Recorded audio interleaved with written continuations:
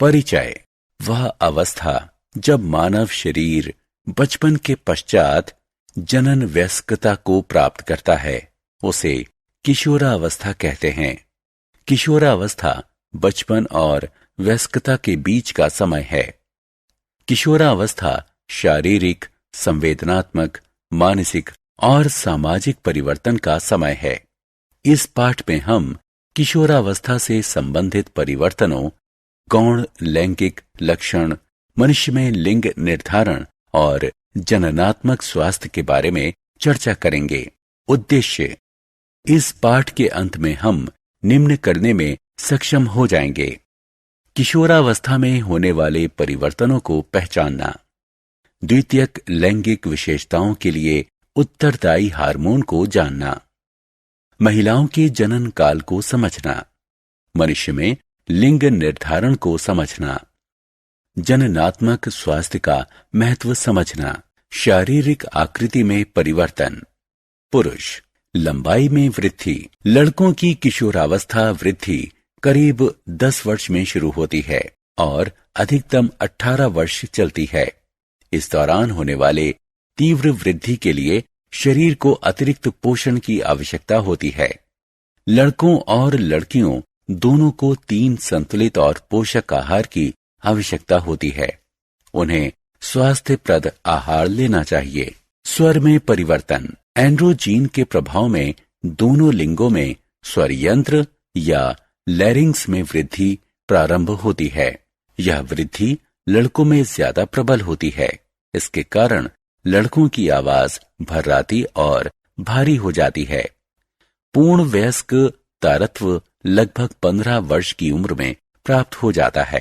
किशोरावस्था के दौरान जब लैरिंग्स ज्यादा विकसित हो जाता है तो यह गले के सामने बाहर निकल आता है। त्वचा और शरीर पर बाल। शरीर के विभिन्न भागों पर बाल एंड्रोजीन की प्रतिक्रिया में उत्पन्न होते हैं। वयस्क पुरुष में शारीरिक बालों की उपस्थिति अधिक होती है और विभिन्न नस्लीय समूहों के शारीरिक बालों के विकास के समय और मात्रा के बीच काफी अंतर होता है। पुरुष पेशी विन्यास और शारीरिक आकृति। यौवना आरंभ के समाप्ति तक वयस्क पुरुष की अस्थियां भारी हो जाती हैं और उसके अस्थि पंजर में पेशियां लगभग दुगनी हो जाती हैं। कुछ अस्थियां जैसे कंधों और जबड़ों की चौड़ाई में वृद्धि विषमानुपातिक रूप से ज्यादा होती है, जिसके परिणाम स्वरूप स्त्री और पुरुष का अस्थि तंत्र स्पष्टता भिन्न हो जाता है। शारीरिक परिवर्तन। स्त्री लंबाई में परिवर्तन। लड़कियों में किशोरावस्था की वृद्धि लगभग 10 वर्ष की उम्र से शुरू हो जाती है और 12 वर्ष की उम्र तक ये तीव्रतम हो जाती है और 16 की उम्र तक वह अपनी वयस्क लंबाई प्राप्त कर लेती है। बगल में बाल का विकास दिखता है। शारीरिक गंध और मुहासे।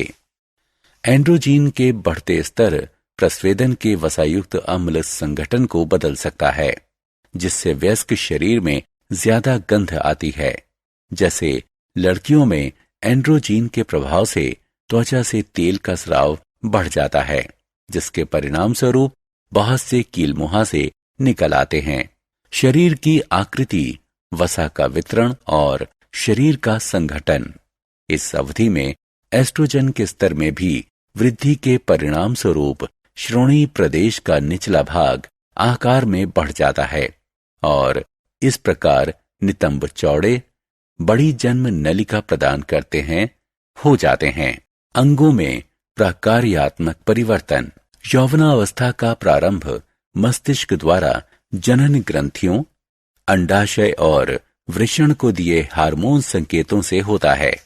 इसी प्रतिक्रिया में जनन ग्रंथियां विभिन्न प्रकार के हार्मोन उत्पन्न करती हैं, जो मस्तिष्क अस्थियों, पेशियों, त्वचा, स्तन और जनन अंगों के विकास, प्रकार्य या कायांतरण को प्रेरित करता है। वृषण पुरुष जनन अंग शुक्राणु उत्पादन प्रारंभ कर देता है और अंडाशय स्त्री जनन अंग आकार में बढ़ जाता है और अंडाणु परिपक्व होने लगते हैं। स्त्री के यौवनारंभ ऋतुस्राव का होना भी शामिल है। गौण लैंगिक लक्षण। किशोरावस्था के आगमन पर शारीरिक बनावट में भी अचानक परिवर्तन आ जाते हैं। ध्वनि में परिवर्तन, पुरुषों में दाढ़ी और मूछ एवं मुहासों का दिखना, महिला में लंबाई और कील मुहासों का बढ़ना इत्यादि कुछ गौण लैंगिक लक्षण हैं। गौण लैंगिक लक्षण पुरुष और स्त्री की बनावट को स्पष्ट रूप से भिन्न बनाते हैं। ये लक्षण किशोरावस्था में यौवन आरंभ के समय प्रारंभ होते हैं। पुरुष और स्त्रियों में गौण लैंगिक लक्षणों की अभिव्यक्ति। स्तन का विकास, ध्वनि का तारत्व या चेहरे के बाल जैसे लक्षण एक लिंग को दूसरे से भिन्न बनाते हैं। इन लक्षणों का दिखना हार्मोन स्राव के कारण होता है।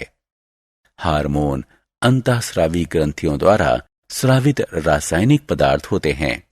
पुरुषों में टेस्टोस्टेरोन और स्त्रियों में एस्ट्रोजन हार्मोन गौण लैंगिक लक्षणों के प्रारंभ होने का कारण होता है। टेस्टोस्टेरोन शामिल है अस्थियों के अतिरिक्त घनत्व में, अंगों के बड़े आकार में, ऊपरी पेशियों के द्रव्यमान में, मोटे बालों की वृद्धि में, कंधे की अस्थियों और अस्थि पंजर के चौड़े होने में, बड़ा स्वर यंत्र फलस्वरूप भारी स्वर, पुरुष जनन अंगों का विकास। एस्ट्रोजन शामिल है स्तन के विकास में, स्त्री जनन अंगों के विकास में, वसा ऊतकों में वृद्धि, विशेषकर जांघों के आसपास, नितंब और स्तन पर, घटा हुआ पेशीय द्रव्यमान, गर्भाशय रेखा का विकास, जलधारण। बहुत सारे लक्षण जो विभिन्न प्रजातियों में एक लिंग को दूसरे लिंग से अलग करते हैं, वो केवल कुछ संरचनाओं या विशेषताओं का विकास मात्र होते हैं। अंतःस्रावी ग्रंथियां, हार्मोन और उनकी प्रकार्यात्मकता।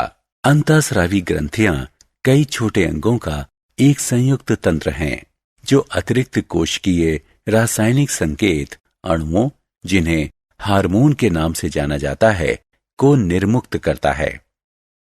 अंतःस्रावी ग्रंथियां उपापचय, वृद्धि, विकास और यौवनारंभ, ऊतकों का प्रकार्य और मानसिक स्थिति के निर्धारण में भी नियामक भूमिका निभाते हैं। कुछ प्रमुख अंतःस्रावी ग्रंथियां हैं पीयूष ग्रंथि, थायराइड और एड्रिनल ग्रंथि। अंतःस्रावी ग्रंथियों का मुख्य लक्षण है उनका वाहिनीहीन प्रकृति, उनकी संवहन क्षमता, कोशिकाओं के भीतर निर्वाह या कणिकामय की उपस्थिति जो हार्मोन को एकत्रित करती है। गौण लैंगिक लक्षणों से संबंधित लिंग हार्मोन। पुरुषों में वृषण और स्त्रियों में अंडाशय जनन ग्रंथि, जिन्हें प्राथमिक जनन अंग कहा जाता है, होती है। ये अंग शुक्राणु और अंडाणु के उत्पादन के लिए उत्तरदायी होते हैं, लेकिन ये हार्मोन का स्राव भी करते हैं। इन्हें अंतःस्रावी ग्रंथियां माना जाता है। वृषण, पुरुष लिंग हार्मोन के समूह को एंड्रोजन कहते हैं। सबसे प्रमुख एंड्रोजन है टेस्टोस्टेरोन, जो वृषण में स्रावित होता है। टेस्टोस्टेरोन का उत्पादन भ्रूण के विकास के साथ शुरू हो जाता है, जो जन्म के कुछ समय बाद तक जारी रहता है और बाल्यकाल के दौरान लगभग बंद हो जाता है और यौन आरंभ के समय पुनः शुरू हो जाता है। स्टेरॉयड हार्मोन निम्न के लिए उत्तरदायी होता है। पुरुष जनन तंत्र की वृद्धि और विकास, अस्थि तंत्र और पेशीय विकास में बढ़ोतरी, लैरिंग्स का बढ़ना और उसके कारण ध्वनि में परिवर्तन, शारीरिक बालों की वृद्धि और वितरण। अंडाशय, स्त्रीलिंग हार्मोन के दो समूह एस्ट्रोजन और प्रोजेस्टेरोन अंडाशय में उत्पन्न होते हैं। ये स्टेरॉयड हार्मोन स्त्री जनन अंगों के विकास और लिंग निर्धारण में सहायता करते हैं। यौवना आरंभ के समय एस्ट्रोजन निम्न को बढ़ाता है। स्तन का विकास, वसा का बढ़ना, नितंबों, पैरों और स्तन पर, जनन अंगों जैसे गर्भाशय, और योनि का विकसित होना। एस्ट्रोजन और प्रोजेस्टेरोन संयुक्त रूप से स्त्रियों में ऋतुस्राव चक्र के समय गर्भाशय में होने वाले परिवर्तनों के लिए उत्तरदायी होते हैं। थायराइड ग्रंथि, अंतःस्रावी ग्रंथियों से उत्पन्न हार्मोन का उनके लक्षित अंगों तक के लिए पथ। अग्नाशय ग्रंथि, अग्नाशय एक अंतःस्रावी ग्रंथि इंसुलिन सहित कई महत्वपूर्ण हार्मोन का उत्पादन, साथ ही साथ एक बाह्यस्रावी ग्रंथि पाचक किण्वकों से युक्त अग्नाशय रस का उत्पादन है जो छोटी आंत में जाती है। ये किण्वक कार्बोहाइड्रेट, प्रोटीन और वसा को अम्लान में विखंडित करते हैं। एड्रिनल ग्रंथि, एड्रिनल ग्रंथि जिसे सुप्रारेनल ग्रंथि भी कहते हैं, त्रिभुजाकार अंतःस्रावी ग्रंथियां होती हैं जो वृक्क के ऊपर स्थित होती हैं।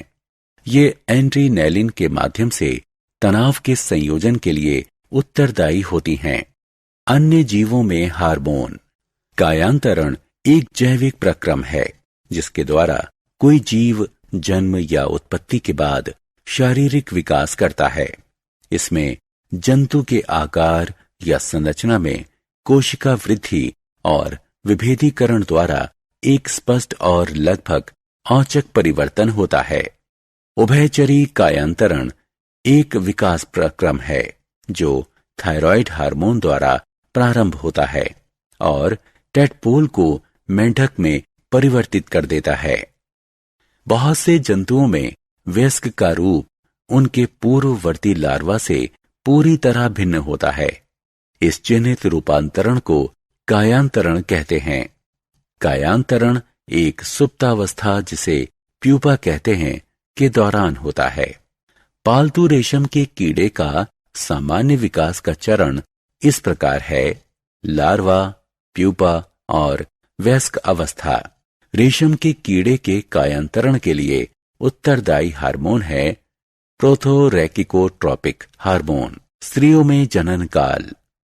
स्त्री जनन तंत्र। स्त्री जनन तंत्र में अंडाशय, अंडवाहिनी, गर्भाशय और योनि जैसे आंतरिक अंग, बाह्य शारीरिक संरचना और तन होते हैं। स्त्रियों में यौवना आरंभ के बाद रजोदर्शन, पहला ऋतुस्राव लगभग 15 की आयु में होता है। स्त्री के जनन काल ऋतुस्राव चक्र में प्रत्येक स्राव रक्तस्राव का प्रारंभ लगभग 28 दिन के अंतराल पर होता है। ऋतुस्राव के रुक जाने को रजोनिवृत्ति कहते हैं। यह 45 से 55 वर्ष की आयु के बीच होता है। मनुष्य में लिंग निर्धारण। किसी व्यक्ति के लिंग का निर्धारण गुणसूत्रों के माध्यम से किया जाता है। एक सामान्य मनुष्य में गुणसूत्रों के 23 जोड़े होते हैं। इनमें से 22 जोड़े ऑटोजोम होते हैं जो शरीर के लक्षणों के लिए उत्तरदायी होते हैं, और एक जोड़ा लिंग सूत्र होता है जो किसी व्यक्ति का लिंग निर्धारण करता है। पुरुष में XY गुणसूत्र होते हैं और स्त्री में XX गुणसूत्र होते हैं। स्त्रियों में 2X गुणसूत्र होते हैं। भौतिक और शारीरिक आवश्यकताएं। एक संतुलित आहार में कार्बोहाइड्रेट, प्रोटीन, वसा, विटामिन, खनिज लवण और रेशे अवश्य होने चाहिए। इसमें ये सभी चीजें सही अनुपात में होनी चाहिए। सारांश। आइए हमने जो कुछ सीखा है उसे संक्षेप में दोहराएं। वह अवस्था जब मानव शरीर बचपन के पश्चात जनन वयस्कता को प्राप्त करता है उसे किशोरावस्था कहते हैं। किशोरावस्था हमारे जीवन की स्वर्णिम अवस्था है क्योंकि यह मनोरंजन और मस्ती से भरी होती है। यौवना आरंभ के अंतर्गत आपके शरीर में भौतिक परिवर्तन होते हैं जो आपके बच्चों जैसे शरीर को एक वयस्क शरीर में परिवर्तित कर देते हैं। लड़कों में किशोरावस्था का प्रारंभ लगभग 10 वर्ष की आयु से आरंभ होता है और अधिकतम 18 वर्ष की आयु तक चलता है। यौवना आरंभ के दौरान लैरिंग्स में अधिक वृद्धि होती है। ये गले के सामने उभरे भाग के रूप में दिखता है। इसे एडम्स एप्पल या कंठमणि कहते हैं। लड़कियों में किशोरावस्था का प्रारंभ लगभग 10 वर्ष की आयु में हो जाता है। 12 वर्ष की आयु में यह तीव्रतम होता है और 16 वर्ष की आयु तक वे अपनी पूर्ण लंबाई प्राप्त कर लेती हैं। पुरुषों में दिखने वाले गौण लैंगिक लक्षणों को आरंभ करने के लिए टेस्टोस्टेरोन हार्मोन उत्तरदायी होता है। स्त्रियों में दिखने वाले गौण लैंगिक लक्षणों को आरंभ करने के लिए एस्ट्रोजन हार्मोन उत्तरदायी होता है। अंतःस्रावी ग्रंथियां कई छोटे अंगों का एक संयुक्त तंत्र हैं, जो अतिरिक्त कोशिकीय रासायनिक संकेत अणुओं, जिन्हें हार्मोन के नाम से जाना जाता है, उसको निर्मुक्त करता है। पुरुषों में वृषण और स्त्रियों में अंडाशय जनन ग्रंथि प्राथमिक जनन अंग होती है। पौरुष लैंगिक हार्मोन के समूह को एंड्रोजन कहते हैं। स्त्री के अंडाशय में एस्ट्रोजन और प्रोजेस्टेरोन नामक 2 स्त्री लैंगिक हार्मोन समूह उत्पन्न होते हैं। अग्नाशय एक अंतःस्रावी ग्रंथि इंसुलिन सहित कई महत्वपूर्ण हार्मोन का उत्पादन, साथ ही साथ एक बाह्यस्रावी ग्रंथि पाचक किण्वकों से युक्त अग्नाशय रस का उत्पादन है, जो छोटी आंत में जाती है। ये किण्वक कार्बोहाइड्रेट, प्रोटीन और वसा को अम्लान में विखंडित करते हैं। एड्रिनल ग्रंथि एड्रिनेलिन के माध्यम से तनाव के संयोजन के लिए मुख्य रूप से उत्तरदायी होती है। स्त्रियों में यौवनारंभ के बाद रजोदर्शन, पहला ऋतुस्राव लगभग 15 की आयु में होता है। स्त्री के जनन काल ऋतुस्राव चक्र में प्रत्येक स्राव रक्तस्राव का प्रारंभ लगभग 28 दिन के अंतराल पर होता है। ऋतुस्राव के रुक जाने को रजोनिवृत्ति कहते हैं। यह 45 से 55 वर्ष की आयु के बीच होता है।